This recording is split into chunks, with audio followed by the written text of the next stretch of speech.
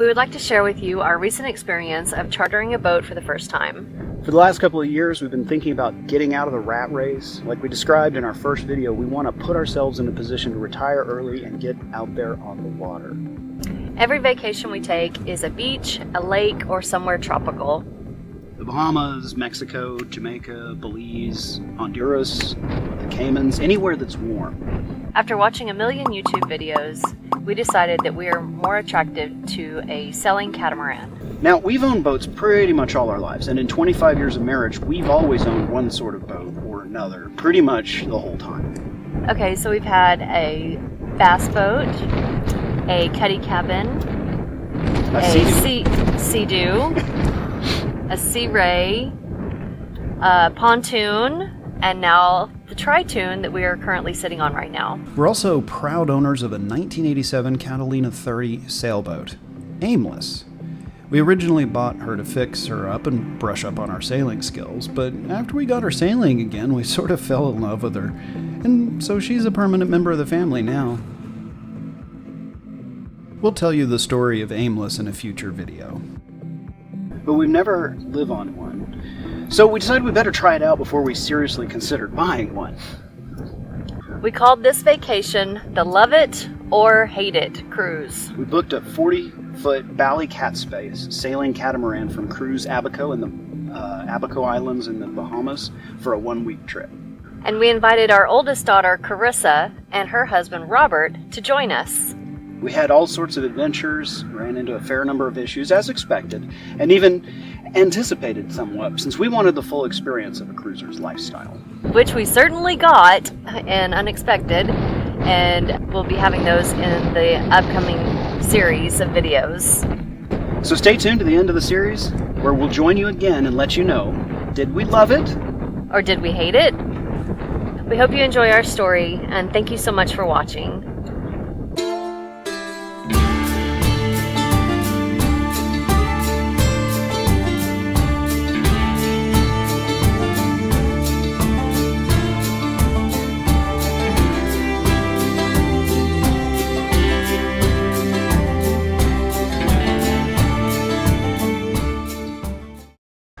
Alright, I want to take a picture of this before we go start shoving everything into the bags, just to kind of give you an idea of what this mess looks like here. We're T-minus about 15 hours, so this is my carry-on, and this is the staging area for Lisa's carry-on, and this is the staging area for the big bag. Everything from fins to clothing, sunscreen, snorkel stuff. Got little clips to make our stuff stay on the stanchions and the lifelines, so we can dry things that are wet, like towels and bathing suits. And we've got some new gear we're looking forward to kind of playing with and testing. So I got this little Abaco action cam and a housing for it, and a whole bunch of little bits and bobs that go along with that so we don't lose it. It's got a little tripod. Looking forward to trying out one of these masks. I've seen them. They're strictly for snorkeling. Got a little camera mount right here up on the top. And a little bit of planning going on here about what's going to happen on what days, and still kind of sussing that out. Still not sure exactly what we're going to be doing for that. It's been a bit of a stressful morning. We started off by trying to check into our flights to get our boarding passes, only to have the American Airlines app tell us that we had to have a bunch of stuff that is no longer required. So, for instance, we have a requirement that ends as of midnight tonight, or 12:01 a.m. tomorrow, that will no longer be necessary for us to have a COVID test to get into the Bahamas. Don't have to go get a health screen from the Bahamas government, or a health visa rather. We also are not going to be required to have anything but our vaccine cards. So American Airlines apparently doesn't quite know this yet, and so we had a heck of a time getting our boarding passes printed, and I know that stressed me and Lisa out. Were you a little stressed? I was stressed out. We were both really stressing on that note. So the other big stress point is my drone. So I have been attempting about 16 days to get a permit to bring this into the Bahamas because they require you to register the drone with them. Anyway, they never got back to me after multiple phone calls, multiple emails, multiple promises broken on their part back to us. So kind of thinking that this drone will probably get seized on entry. But the good news is they'll give it back to us. And if they do give me the registration and authorization letter while we're there, I can run back to the airport and pick up my drone and get it out of drone jail. Otherwise, we'll pick it up on our way out. Anyway, before I started packing this up, thought it'd be kind of fun just to show you the wreck that our kitchen, living room, and dining room are at the moment as we are getting ready to begin our adventure.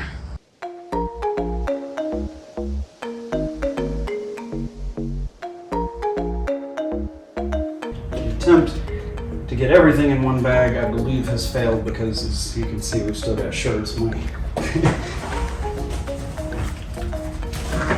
The real question now, though, is would they even let this thing fly? 64.5 pounds. It would fly, but it would incur a rather hefty overage fee. Shift some things around. Put some heavy stuff in another suitcase. It was worth an attempt, though.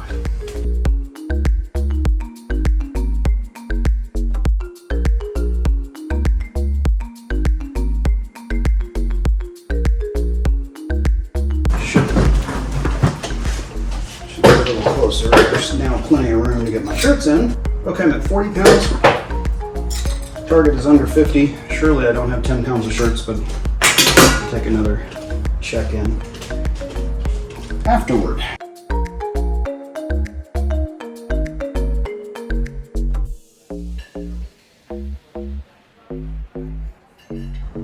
$51.5. So I need to go find 1.5 pounds to move it to this other suitcase. We're not there yet.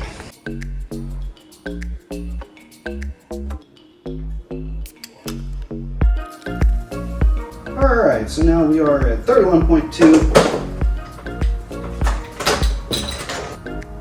49.3.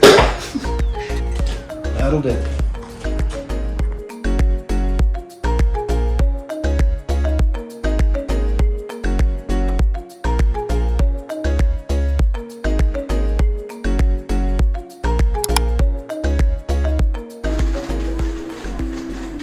Well, we've had a day. It started at 2:15 this morning. We had our alarm set, and then we had the Uber driver pick us up at, what was it, 3:15? 2:45.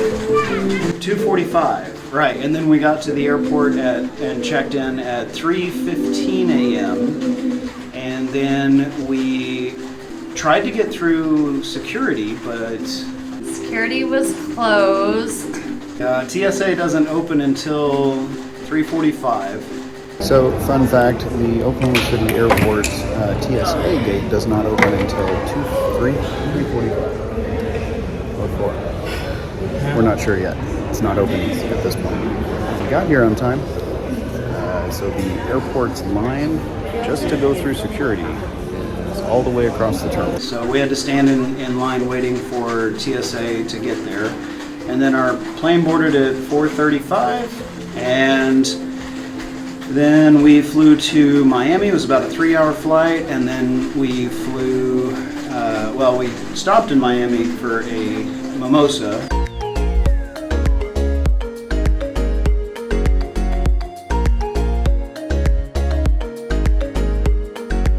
Turns out at the Miami airport, mimosas are about $15 each, so be aware of that.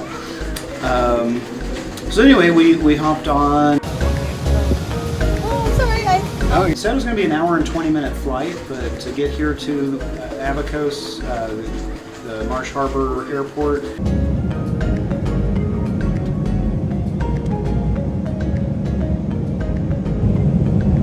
That's the Marina right there, straight across this little canal.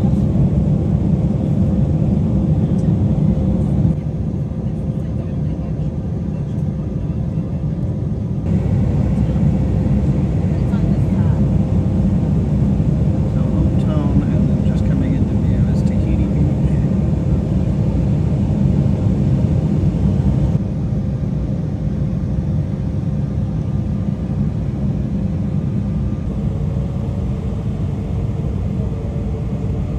It was wheels up to wheels down a little over 30 minutes, I think, right? It wasn't very long. I was asleep the whole time.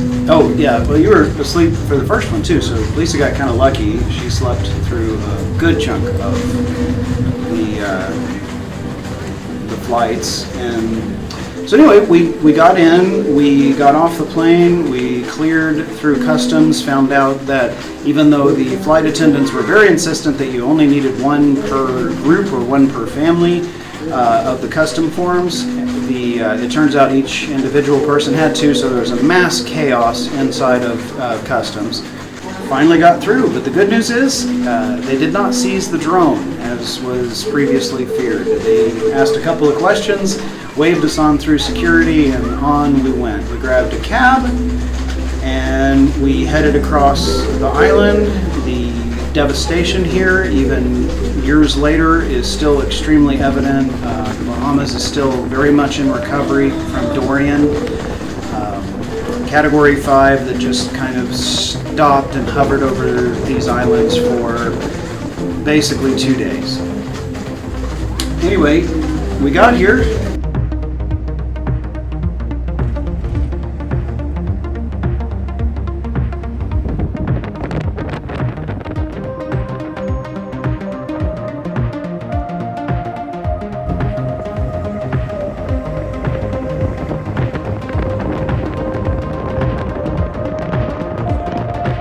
So we got to the Abaco Beach Resort around 12:30 and got our room. We're on the 4th floor. It's a really nice view, although there is no elevator, so we were lugging our luggage all the way up the stairs. Which, as you saw from earlier, one of the bags is exactly 50 pounds. Yeah, so that was a lot of fun. Well, we just got here. We just got checked in, and there's a little squall moving its way across the harbor. So we got little raindrops, but just a little squall moving across there. Anyway, this is the view outside of our room. Let's see, right out over onto the marina.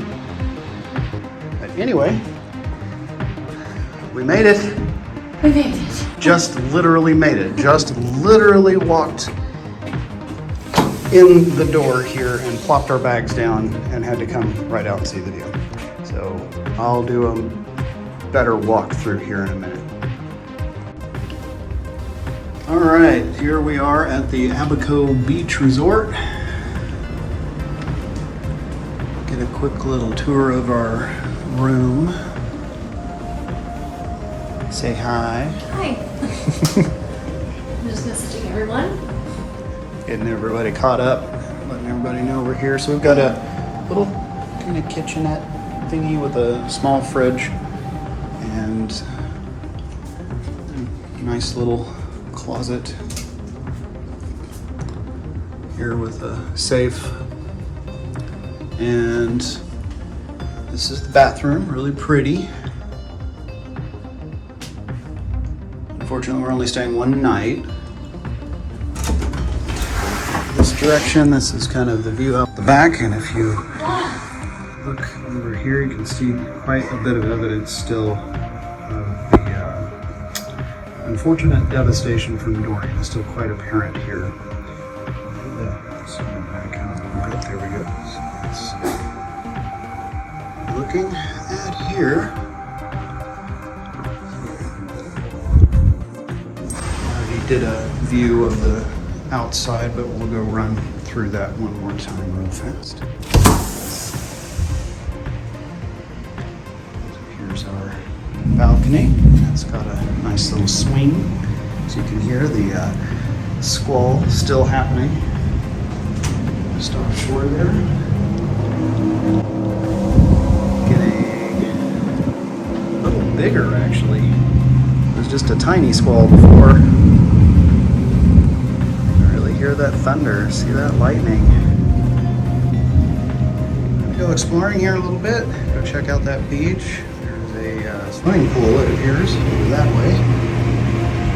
The rooms on the first floor all have these neat little hammock setups.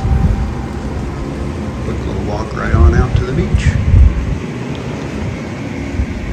Then we went on a walk. You want to go get under the sign? Lisa for size reference. Got the swim up bar / sit up bar. Just kind of checking the place out at the moment. It's right over here by the marina. There's Lisa. Hi. And the pool.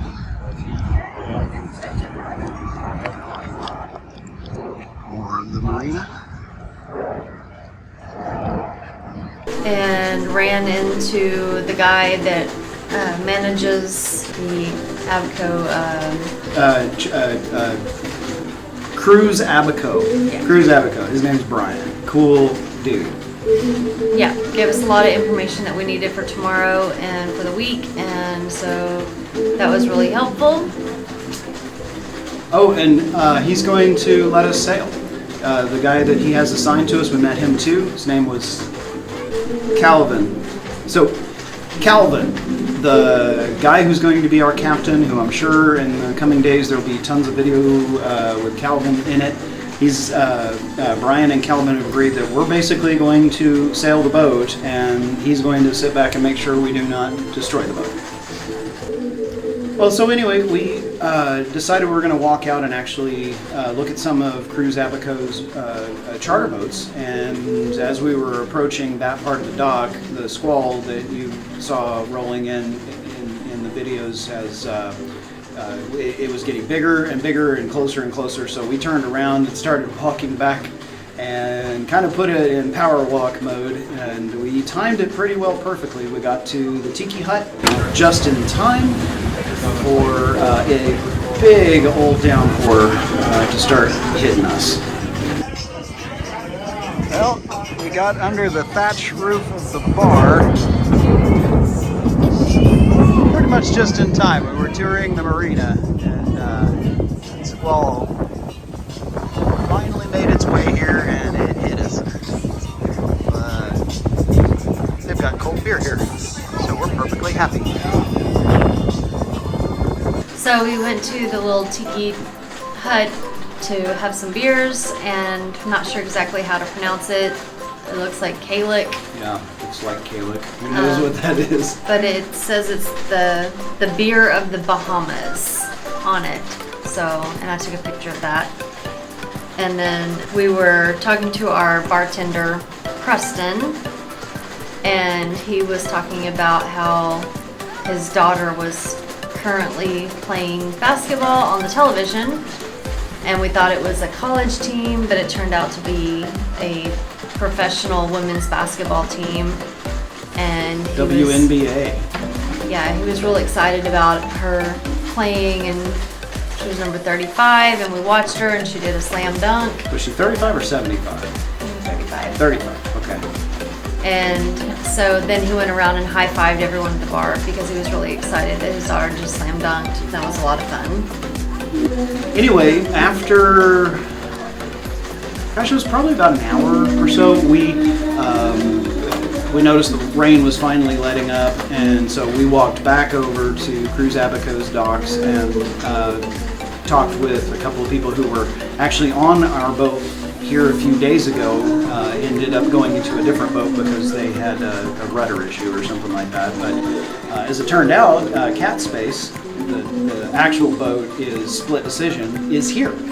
She's in dock, right kind of behind us out here. And so we sat there and talked to Brian for a few more minutes, and the people who were on the boat before us for a few more minutes, and then we walked out and we actually got to see the boat. So it turns out we get a sneak peek of our home for the next week. We came out here. She actually is not currently under charter, even though she's supposed to be, because she had a rudder issue and the people who had her moved to a different boat. So she's here at the Marina in dock. They told us we could come and hop on her real fast and check it out. But this is the Split Decision, which is a Bali Cat Space, a 40-foot catamaran.